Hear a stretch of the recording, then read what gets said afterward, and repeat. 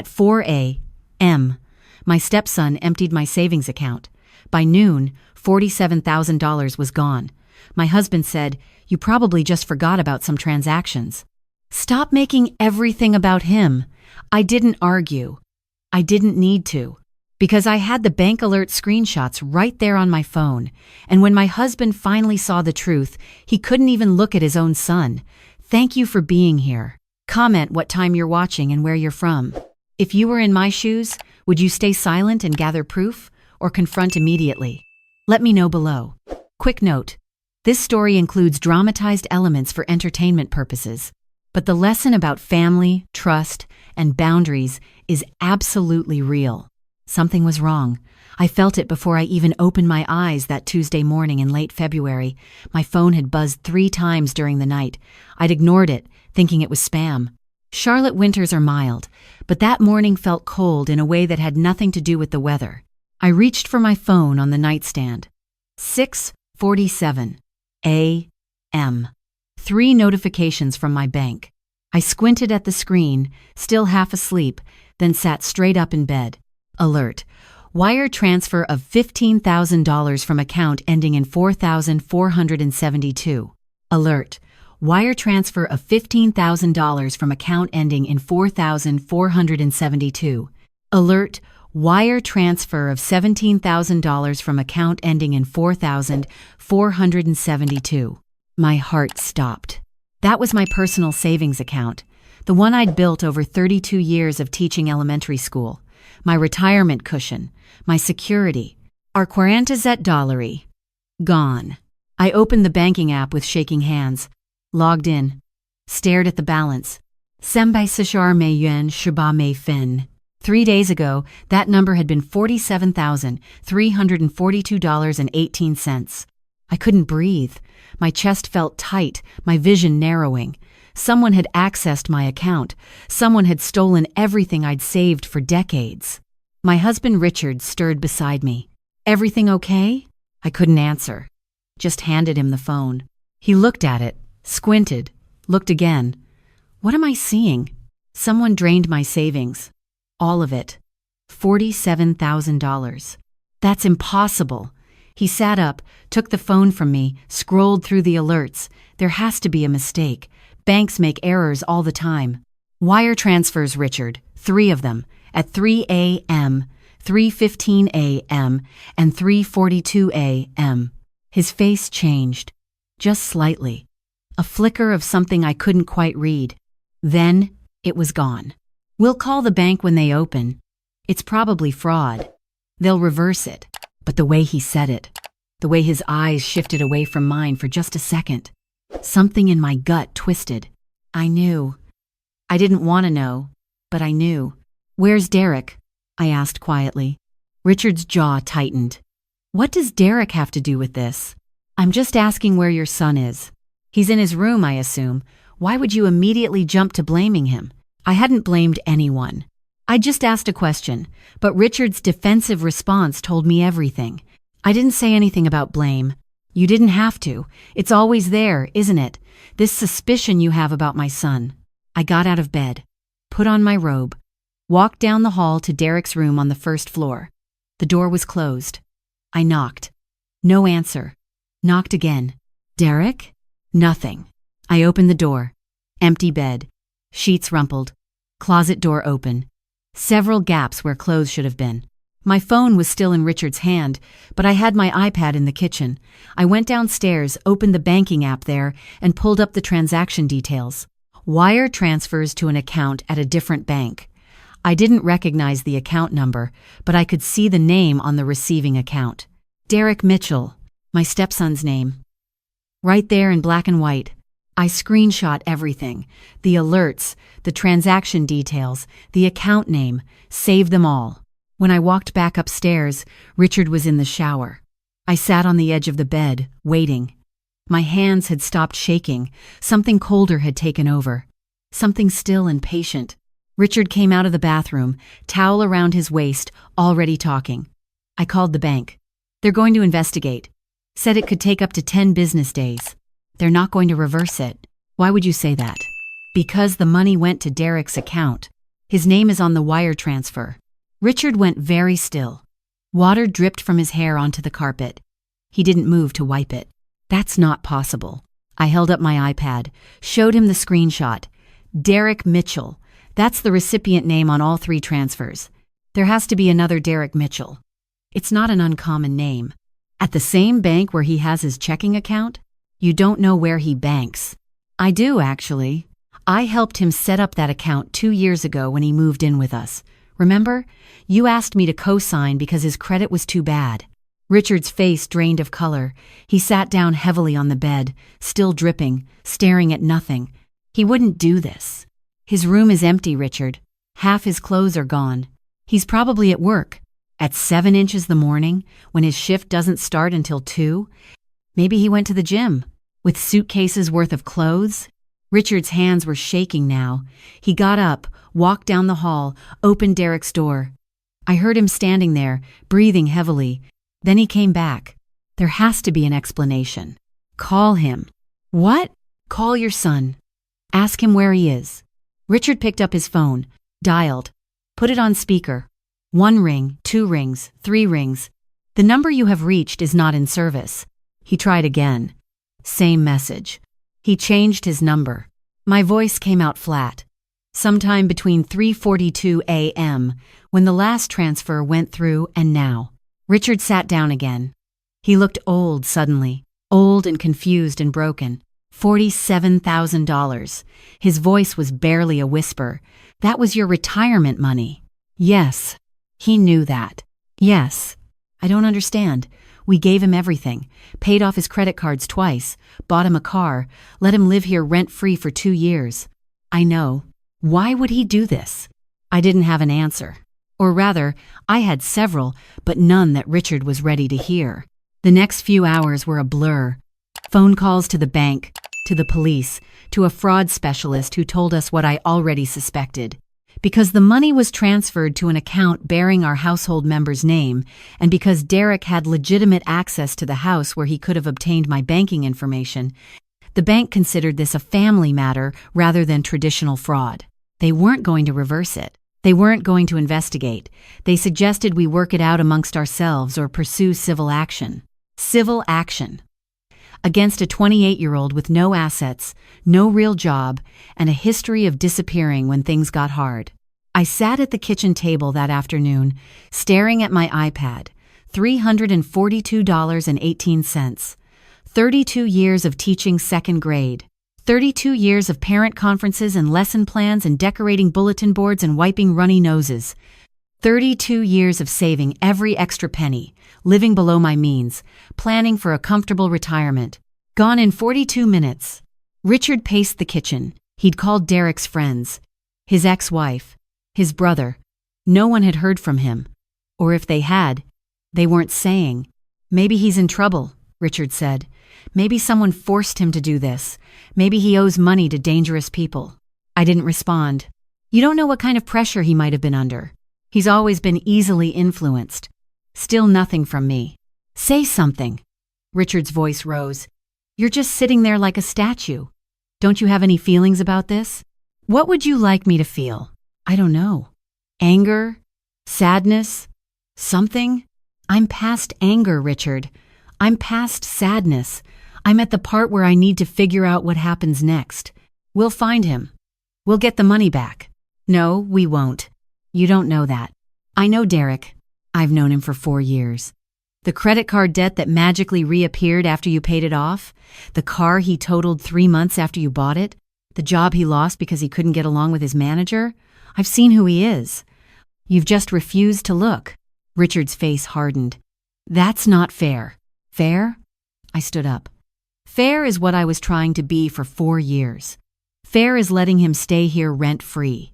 Fair is pretending not to notice when cash went missing from my purse. Fair is never pressing charges when my watch disappeared, because you said there was no proof and I probably just misplaced it. You did misplace it. Derek wouldn't. The watch was your mother's, Richard. Your father gave it to me at her funeral because she wanted me to have it. That watch meant everything to me, and your son sold it. You don't know that. I didn't know. Past tense. Now I do. Richard stared at me. What does that mean? I'd been patient. I'd gathered evidence quietly over the past year, not wanting to cause problems, not wanting to be the stepmother who was always suspicious, always accusing. I had security footage from the camera I'd installed in our home office 6 months ago, after my good earrings vanished. I had photos of listings on Facebook Marketplace. I had screenshots of text conversations Derek had left open on the family computer. But I'd never shown Richard, because I knew what he'd say. I knew he'd make excuses, find explanations, blame me for spying on his son. Now the excuses didn't matter anymore. "Sit down," I said. "I have something to show you." The footage played on my iPad, our home office, the view slightly wide-angled from the corner where I'd mounted the tiny camera. Timestamp, January 15th, 2:47 p.m. Derek walked into frame, looked around, checked the hallway, then moved straight to my desk, opened the top drawer, and pulled out the small jewelry pouch where I kept my everyday pieces. Richard watched without speaking. Derek rifled through the pouch, selected 2 items, a gold bracelet and a pair of pearl earrings, slipped them into his pocket, and walked out. "That's the bracelet my daughter gave me for my 60th birthday," I said. "And the earrings were my mother's." I clicked to the next video, January 28th. Derek in the office again, this time taking a ring from my jewelry box. Then, February 3rd, February 10th, February 18th. 5 videos, 5 thefts. All time-stamped, all clear, all undeniable. Richard's face had gone gray. His hands gripped the edge of the table. "I didn't want to believe it either," I said. "I kept thinking maybe I was wrong. Maybe there was an explanation. But there isn't. There never was." I opened a browser window, pulled up a Facebook Marketplace profile, username Charlotte Seller, DM. "Recognize the initials?" Richard didn't answer. I scrolled through the sold listings. There was my bracelet. Sold. $125. My mother's earrings. Sold. $85. The ring from February 3rd. Sold. $200. He made $1,847 selling my belongings. I have screenshots of every listing. Richard's voice came out strangled. "Why didn't you tell me?" "Because you would have defended him. You always defend him." "I would have listened. Would you?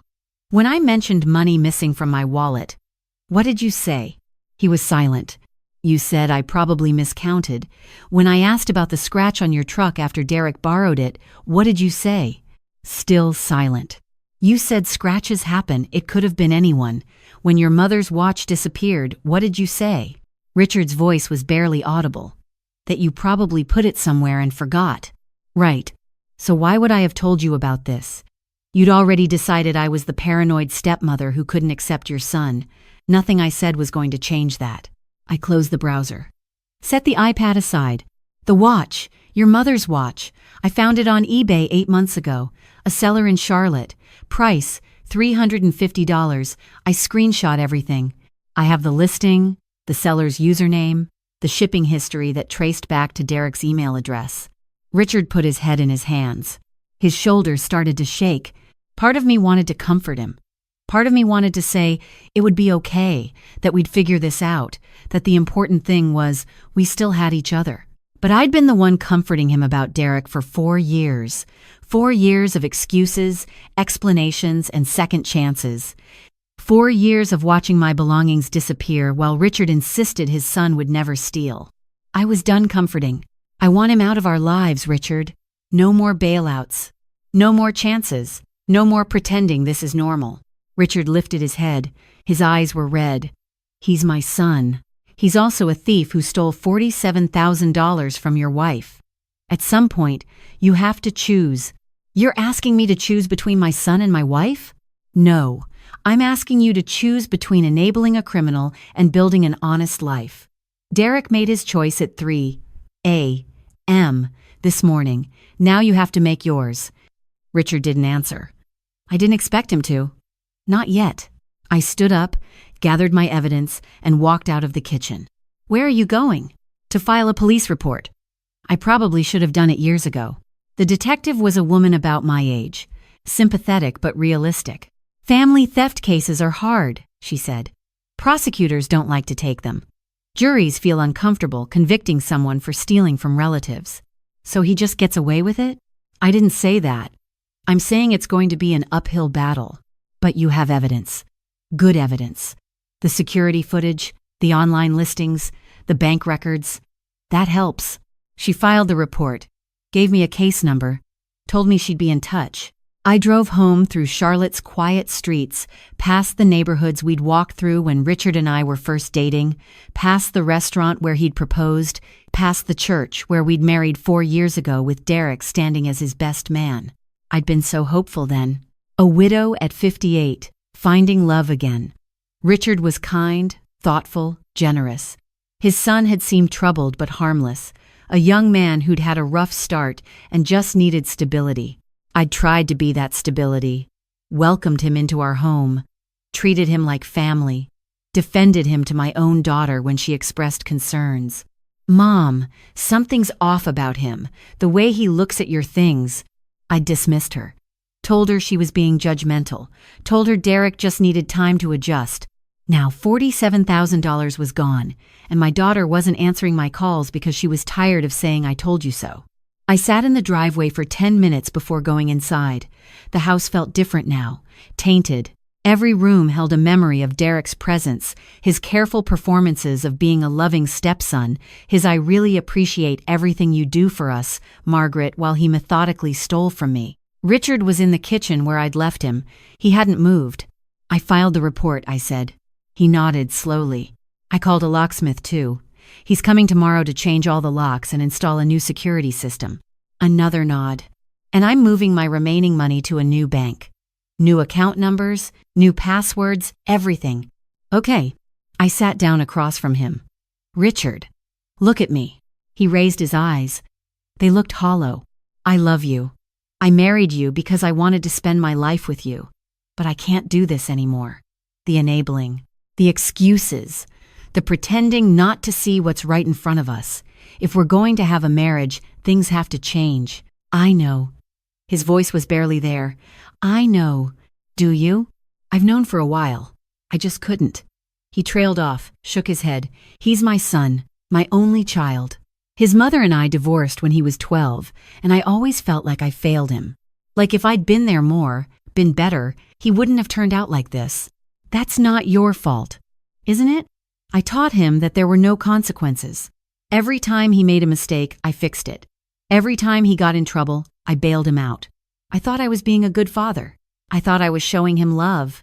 You were showing him that actions don't have consequences. That's not love. That's fear. Richard wiped his eyes. How do I fix this? How do I fix 20 years of doing the wrong thing? You can't fix Derek. Only Derek can fix Derek. But you can stop participating in his destruction. You can let him face the consequences of his choices. The police report. They'll arrest him. Maybe. If they can find him, he could go to jail. He stole $47,000. That's a felony in North Carolina. Yes, he could go to jail. Richard was quiet for a long time. The kitchen clock ticked. Outside, a dog barked somewhere down the street. Okay, he finally said. Okay, what? Okay. No more bailouts. No more excuses. Whatever happens to Derek, I won't interfere. Even if he calls asking for help, even then. Even if he cries and says he's sorry and promises to change. Richard's jaw tightened. Even then. I reached across the table and took his hand. I know this is hard. It's the hardest thing I've ever done. I know. We sat there together, holding hands, as the afternoon light faded into evening. The weeks that followed were painful. Derek surfaced online, posting photos from Miami, living large apparently on my retirement money, beach resorts, expensive restaurants, a new wardrobe of designer clothes. Richard saw the posts. I watched his face as he scrolled through them. Each photo was a knife twist. He's not even hiding it, Richard said. He's spending your money and posting about it for everyone to see. He thinks there won't be consequences. He's always gotten away with everything before. Not this time. The detective called in March. They'd located Derek. He was being extradited back to North Carolina to face charges. Grand larceny, felony theft, wire fraud. He's asking for you, she told Richard. Says he wants to talk to his father before the arraignment. I watched Richard's face. Watched the struggle. The part of him that was still a father, that still loved his child despite everything. "No," Richard said. "I don't have anything to say to him." He hung up the phone. His hand was shaking. "You can see him if you need to," I said. "I wouldn't blame you. What would be the point? So he can manipulate me again? Make me feel guilty? Convince me to drop the charges? Is that what you want? To drop the charges?" "No." Richard's voice was firm. "He needs to face this. I should have made him face things a long time ago. Maybe if I had, we wouldn't be here." The arraignment was in April. We didn't attend. Richard couldn't bear to see Derek in handcuffs, and I didn't want to give Derek the satisfaction of seeing me there. The public defender called Richard afterward. Derek was pleading not guilty, claiming the money was a loan that he'd fully intended to repay, claiming Margaret, me, had given him permission to access the account. "He's lying," Richard told the attorney. "My wife never gave him permission. He stole her banking information and transferred money in the middle of the night. He says she kept her passwords written in a notebook in her desk, that she'd shown him where it was in case of emergency. I did keep a password notebook, an old habit from my teaching days, but I'd never shown Derek. I'd never shown anyone. He must have found it," I said, when he was going through my desk stealing my jewelry. The trial was scheduled for June. In the meantime, Derek sat in county jail, unable to make bail. The beach photos from Miami had dried up. The designer clothes were gone, replaced by an orange jumpsuit. Richard visited him once, only once. He came home gray-faced and silent, sat in the living room for an hour without speaking. "How was he?" I finally asked. "Different. Scared. He kept asking me to help him, to talk to you about dropping the charges, to hire a better lawyer, to put up the house as collateral for bail." "What did you say?" I said no. To all of it. "How did he react?" He cried. Then he got angry. Called you names I won't repeat. Said this was all your fault for being a paranoid witch who never accepted him. That sounds like Derek. Then he said something else. Richard's voice went quiet. He said he'd been taking things from you since the first month he moved in. 4 years, Margaret. 4 years of stealing. And I never saw it. You didn't want to see it. No, I didn't. Richard looked at me with tears in his eyes. I'm sorry. I'm so sorry. For all of it, for defending him, for dismissing your concerns, for making you feel like you were crazy when you knew something was wrong. Thank you for saying that. I should have said it years ago. Yes, you should have. He flinched, but he didn't argue. That was progress. The trial lasted 3 days. Derek's defense tried everything, claiming I had given permission, claiming the money was a family loan, claiming Derek suffered from a behavioral disorder that impaired his judgment. None of it worked. The evidence was too strong. The security footage, the online listings, the wire transfer records, all of it painted a clear picture. Guilty on all counts: grand larceny, wire fraud, felony theft. The sentencing was in August. Derek got 4 years. Could have been more, but the judge showed leniency for a first-time felony offender. First time. As if the years of stealing hadn't happened. As if the watch and the jewelry and the cash from my wallet didn't count because I'd never reported them. But 4 years was something. 4 years of consequences. 4 years for Derek to think about what he'd done. Richard didn't attend the sentencing. I didn't ask him to. Some things a father shouldn't have to witness. That night, we sat on our back porch, watching the August sunset paint the Charlotte sky in shades of orange and pink. I keep thinking about what he said, Richard murmured. 4 years of stealing. Right under our roof. It's hard to see what you don't want to see. I should have listened to you. When you said things were missing, when you had concerns, I should have trusted my wife. Yes, I was so afraid of losing him, of being the bad father who gave up on his son. I didn't realize I was losing you instead. You haven't lost me. I could have. Most women would have left. Most women didn't spend 32 years teaching second graders. You learn patience in that job. You learn that people can change if they really want to. Richard turned to look at me. Do you think Derek will change? I considered the question. Thought about the young man who'd moved into our home 4 years ago, all charm and promises.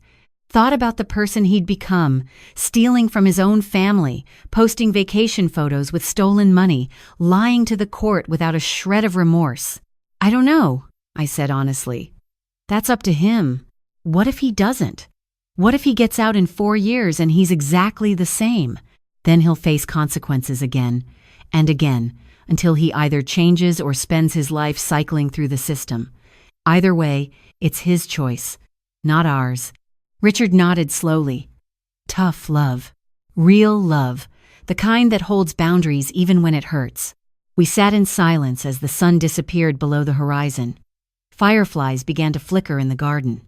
Somewhere down the street, children were laughing. I'm going to sell my truck, Richard said suddenly. What? Why?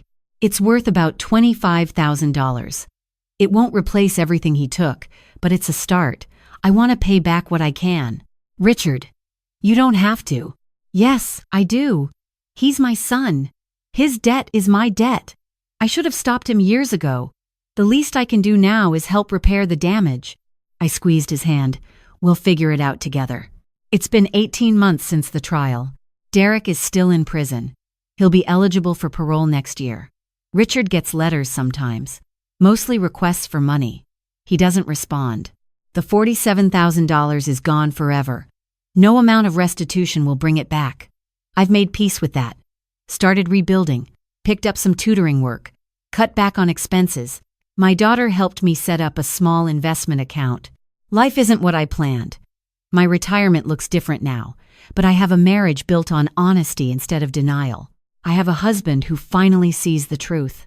And I have peace, real peace, the kind that comes from living authentically, from setting boundaries, from refusing to be complicit in someone else's destruction. If you're watching this and you see yourself in my story, please listen carefully. Trust your instincts. Document everything. Don't let anyone make you feel crazy for noticing what's right in front of you. And remember, protecting someone from consequences isn't love. It's fear dressed up as kindness. Real love means letting people face the results of their choices, even when it breaks your heart. Now I want to hear from you. What would you have done in my situation? Would you have pressed charges against your stepson, or would you have tried to handle it privately? Do you think Richard made the right choice by cutting Derek off completely? Drop your thoughts in the comments. I read every single one. If this story resonated with you, if it made you think about boundaries or enabling, or the difference between helping and hurting, hit that like button and share it with someone who needs to hear this message. And subscribe to Crystal Revenge for more real conversations about navigating complicated family relationships. Remember, this story contains fictionalized elements for storytelling and educational purposes. But the core lesson about boundaries, accountability, and real love, that's universal. Until next time, take care of yourselves.